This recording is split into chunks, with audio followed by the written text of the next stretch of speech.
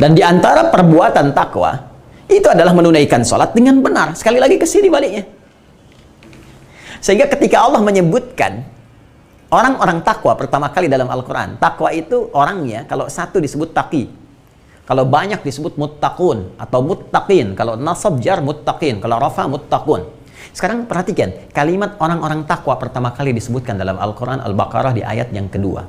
Dzalikal kitabu la raiba fihi hudal lil muttaqin. Siapa orang muttaqin ini? Perhatikan ayat 3-nya. Alladzina yu'minuna bil ghaib, yaitu orang-orang yang yakin, beriman kepada Allah walaupun belum tampak dalam pandangannya, ghaib saat ini di dunia, dan terhadap segala yang Allah tetapkan dan ghaib sifatnya. Ada surga yang ghaib, ya, dia yakin kemudian dengan kenikmatan surga, dia yakin dengan janji Allah, dia yakin dengan ancaman ada neraka yang gaib, puncaknya yakin dengan segala hal yang terkait dengan Allah Subhanahu wa taala. Maka dia buktikan keyakinan itu wa yuqimunas shalah, dengan menunaikan salat secara benar.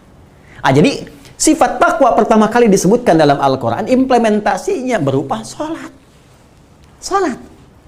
Nah, sekarang kalau kita buat persamaan salat di bagian dari takwa, seperti ini kurang lebih. Ya. Salat punya keutamaannya adalah ini, ya kan? Kemudian salat juga disebut bagian dari takwa. Salat sama dengan takwa. Sekarang mari kita lihat, ketika ini semua dikumpulkan, perilaku menjadi baik, doa terkabulkan, menenangkan hati, dapat bahagia, dapat sukses, bukankah ini adalah bagian dari kemudahan? Bukankah dengan doa dikabulkan kesulitan cepat hilang? Bukankah bahagia, sukses itu datang kepada kita menjadi kemudahan bagi kita? Ya, bukankah ini semua rezeki yang dipercepat? Sekarang kalau kita kumpulkan ini semua dan kita gabungkan dalam takwa, sekarang buka Quran surah ke-65. Quran surah 65 At-Talaq, di akhir ayat kedua sampai dengan ayat ketiga. Perhatikan janji Allah. Wa may yattaqillaha yaj'al lahu makhraja. Siapapun yang mampu meningkatkan takwanya kepada Allah, man, ya, itu menunjuk kepada personal tapi tanpa batas, ya. Jadi bisa laki-laki, perempuan, tua, muda, besar, kecil, setiap personalnya.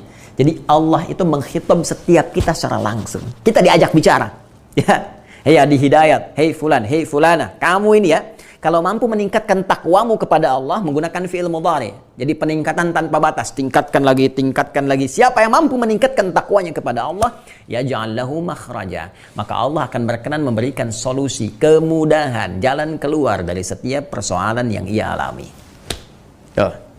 Ya, siapa yang mampu meningkatkan takwanya kepada Allah, Allah berikan solusi dari setiap persoalan yang ia alami. Baik.